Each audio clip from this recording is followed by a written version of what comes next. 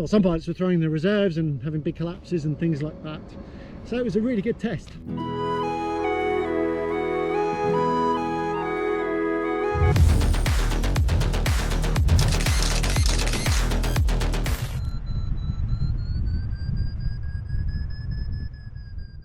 Let's talk about the ZOOM X2C. I got to fly this glider first of all in the UK just before I went out to Colombia in February, and really got to push the glider and get to know it really well in a whole variety of conditions. If you haven't flown in Colombia, the conditions are very varied. It's like a really good day in the UK, basically. It's like a really epic day in the UK almost every day, or most days. And we had everything from very light scratchy conditions, and even a couple of days which were kind of cloudy and weak, right through to quite sporty climbs. We had 6-7 meter a second climbs and quite sporty stuff.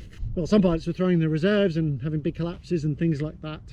So it was a really good test of the wing. And also flying with our group, I was flying close with our pilot that was on a BGD Lynx 2, which I'd also been testing, and also a couple of the other pilots were flying Photons, very good pilots, and I got to fly right close up to them to really good comparison of performance and also differences in behaviour. Let's start on the ground. Launching in all different conditions. So in Colombia, it's generally quite often light and fickle thermic winds, and sometimes gusts will come through, particularly because this glider is a little bit on the heavier side because it's got lots of rods, and to make it really solid and performant and for the handling. But it always seemed to inflate really easily. I do think the glider, because it inflates really nicely, once it's above it's very solid, it's actually relatively forgiving for this class of glider for launch, even in quite tricky fickle conditions. That's how I found. So yeah, launching in nil or even a slight tailwind with the wind all over the place, and I found it was good to inflate and come up. Kiting as well, yeah, I found it brilliant for that. It's really good. You can tell the glider has got lots of long plastic rods. It's not a light, this is not a light glider, it's actually a bit on the heavier side, and it's very much made with performance and handling, comfort and that in mind. They certainly have not compromised on those aspects to get the glider lighter and more compact. So this is a no compromise, out and out performance wing in the ENC category. They've obviously aimed with this glider to prioritise the performance and handling. I think those are the two things that keep jumping out. Pilot demands, I think, are actually not at the higher end of the C class. So I think the performance is right at the very top of the C class. It's from all my testing, I never felt like I had a disadvantage flying this glider compared to other ENC two-liners that I flew with, and that includes the Photon and the Niviuk Arctic R. I haven't got to fly yet with a Scala 2 right next to each other to compare those. So, but yeah, I never felt at a disadvantage with the X2C, and I kind of felt a little bit always that I had a bit of an advantage. It's very quick on bar and keeps a really, really good glide. So just that trim already, it's got very good glide performance and very good sync rate, and it does very well in a variety of conditions, everything from very light scratchy conditions through to strong. I think in that regard it's quite similar to the Photon and the Arctic R. They're quite comparable, and also the Skywalk Mint. It's quite comparable in that regard. But with the X2C, you've just got handling is the main thing that stands out. This is a glider I feel like I can really get out into a small punchy core and really wang the glider around and turn, despite the slightly higher aspect ratio. It's only slightly more than the others that I've got. 6.5 at 6.5 something, so it's quite similar. But in terms of actual handling and turning ability, this glider is excellent. I think the only glider that might have a slight edge on it is the Scala 2 of the same kind of category of the ENC two-liners, and that has, for me, it feels like it's just got slightly sharper handling. But having said that, the X2C has an ability to really stuff the brake round and get the glider to come round in cores. And I've noticed even when I'm flying with lower aspect ratio gliders and some high B gliders and some wings that have got lower aspect that should have an advantage in turning tightly, they don't seem to particularly have an advantage with the X2C. It's got a very nice handling. You feel like it's a glider with 6.5 aspect ratio that feels like it's got 6.2 aspect ratio, something like that.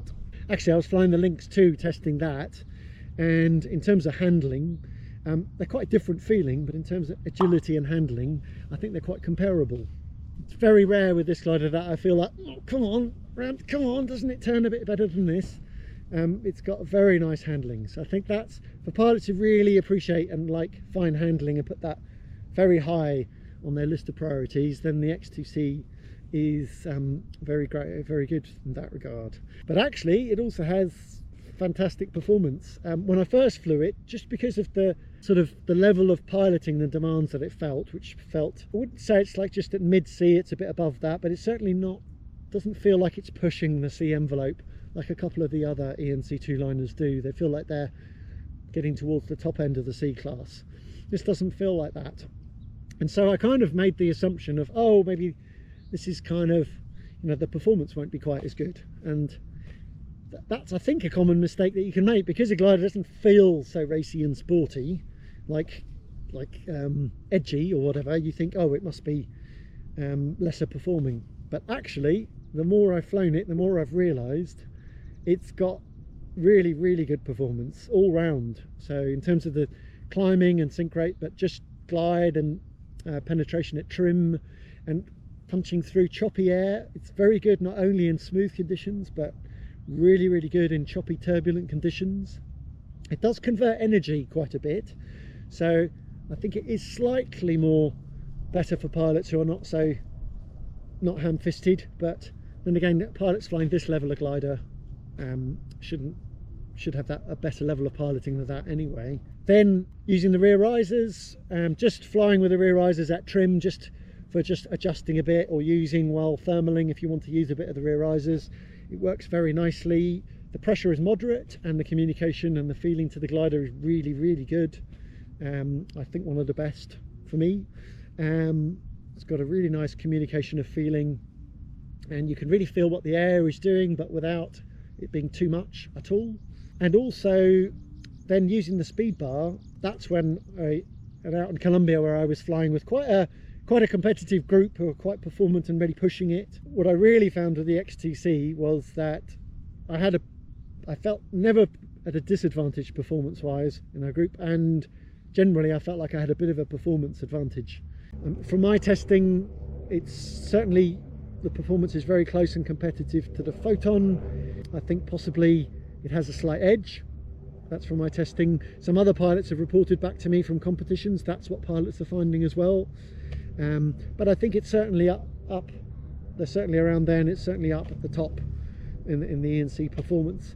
I mean, in terms of handling, the handling of this glider is in another league. The Scala 2, still, I'd like to do more comparisons with that, but that I still feel like that might be the best performing because of its speed.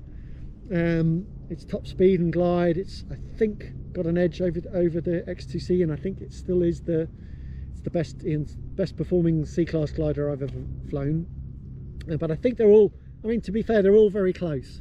But where they are quite different is in terms of their feeling and their handling. For those pilots who are very focused and interested in the performance side of things, then I'm very confident to say that the X2C is an absolute top performer in the C category. So if you are looking for a top performing wing in the sports class category, this definitely is one of those, and I'd put it up there in the ranks with the Photon, the Arctic R, and the Scala 2. Of the wings that I've flown, I think they are the best performers. With the X2C, you have a bit lower pilot demands and very nice handling, and the pilot demands both on the ground and in the air. So it's got a really nice balance and a very nice package of stuff. So it's the pilot who's going to make the final difference in that one. The one type of pilot this is not going to interest is pilots looking for something very light and compact and super easy to pack. This is the glider that's got, like the other glider, like the Photon and the Scala 2, it's got long plastic rods in it. The designers have chosen those long plastic rods in there because of their characteristics. They may be a little bit trickier to, require a little bit more care in packing, but the designers have decided that overall that's the material they think is best. The Arctic R has nitinol, and nitinol has its advantages and makes packing easier, but it also has its disadvantages, nitinol, particularly on wear and stuff like that. So there's pros and cons of each. I personally don't think one's not a deciding factor for me personally. For ultralight gear, nitinol has an advantage because it's smaller, lighter, and you can stuff it away and pack it more compact. But for this kind of glider, I don't think that's really such an important factor. And you can kind of see here, there the rods, they've got a wider diameter than the nitinol does, and they're less hard than nitinol, so they're better from a point of view of wear on the ground. And I believe as well, from speaking to designers, they also have the kind of feeling that you get from them is a bit softer. So yeah, so the nitinol being very rigid does tend to give the glider more of a kind of edgy feel to it, and I think you notice that a little bit with the Arctic R, and I really like the Arctic R, but it's got that sort of bit more sporty feel to it. And speaking to designers, that's one of the reasons that some of them are favouring the nylon rods. So I don't think there's like a nylon's better and nitinol's better. I think there's pros and cons to each, basically. Something I really like about the X2C is that the brake travel is not very long. Quite a few of the two-liners, the brake travels end up being quite long, and you end up needing to take wraps and things like that, and even then you can end up with your hands down lower, which is fine, you can adapt to it. But I must admit, it is nice to have a brake travel that's, well, neither too short nor too long.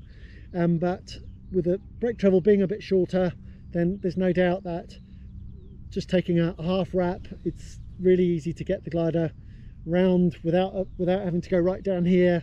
You can turn the glider nicely and get it to come round. And due to the fact that the glider is really responsive and converts energy very well, and it does convert the energy through, then you can really get the glider to wang around in some tight corners. And also relatively forgiving on the stall point as well. It's not, you do need a bit of finesse there. It's not going to tolerate you being completely ham-fisted, but it's pretty tolerant like that, and you can really get the glider around and peel the tip back if you want to a little bit and get it around in some small punchy stuff. Just speaking about the stall point, so I think the stall point on the X2C is really pretty obvious. The brake pressure builds up. It doesn't get super hard and firm, so as I said before, I don't think it's not something that's going to tolerate somebody being completely ham-fisted. But I don't think anybody who's that ham-fisted should be flying this level of glider anyway. If they haven't got that level of control, then they shouldn't be flying this level of glider. So for pilots who are looking for something more refined, they'll know that they like that control, because you're coming into top land or you're landing at quite strong winds, then it's quite nice to be able to stall the glider more quickly. So then if you want, you can take a wrap, but just with a classic half wrap and put it down, you can then stall the glider down. If you want to get it down, then you can do that. Speed bar pressure obviously depends on the harness, but if you're comparing with the same harness, but speed bar pressure on the wing feels moderate, and the travel is moderate. It's not super long, and it's not short. It has a really good pickup of speed. I find it difficult to kind of judge, because your speeds are always going up and down, up and down, up and down as you're gliding on, looking at speed. From repeated tests, I think over trim I was getting around 18 kilometers an hour of increase of speed. That's what I averaged out at, and the speed felt really good. I definitely noticed when I was gliding next to other pilots, and I think the Photon being one of the best performers out there, I was gliding next to that, and I always seemed to be a bit faster. So I wasn't expecting that, to be honest. I was going on glide, putting the speed bar on, and then going, oh, I seem to be pulling away from everyone. Seemed to be quicker than all of the other ENC two-liners. It's only the D-class gliders and the comp gliders that seem to have more speed than I did. Descent techniques. First of all, we'll just talk about, it does both standard big ears with the outer A's, or the B ears, or B3s, whatever you like to call them. Yeah, the wingtip, the tip stalls. So it does both of those really well, and so that's an option either way. So big ears, the advantage of them is that they're easier to pull in and hold, especially holding them. There's less pressure, and it does it really well, and the ears don't flap around too much, and you get a good descent rate. And if you prefer to use the outer Bs, there might be labeled C3s on the actual line diagram, but the tip stalls, then that works really well as well. The pressure, as usual, is quite high, and holding them in, it's relatively high, but it's very effective, and then they're very stable. The advantage over big ears there is when you let go of the B3s is they go and pop straight out. There's no kind of letting go and then pumping them out like you have with big ears, which is no big deal. So it's nice that you've got both of those as a choice that works really well. In terms of sizing and loading, I've flown both the 95 and the 105. The 95, I've tended to fly it, I fly it from right at 95 and even slightly over, but I was mostly flying it around 90 to 93, somewhere around there, and it felt really good around that for an all-round kind of weight for conditions. I found that the X2C is very tolerant of flying at even at lighter loads, so I wouldn't particularly recommend flying it right down low at the bottom of the weight range, although I have flown the 105 in right near the bottom in smooth conditions, and it was very floaty and actually felt okay. But if you're flying in any kind of thermic and active air, then I think you want to be flying more than a third of the way up the range for sure, and probably around the middle to around 3/4 of the weight range. So yeah, it's quite tolerant of a wider range of weight ranges than I think some other wings. Speaking on the fun side, the X2C is absolutely gorgeous for doing wing overs with. I love it.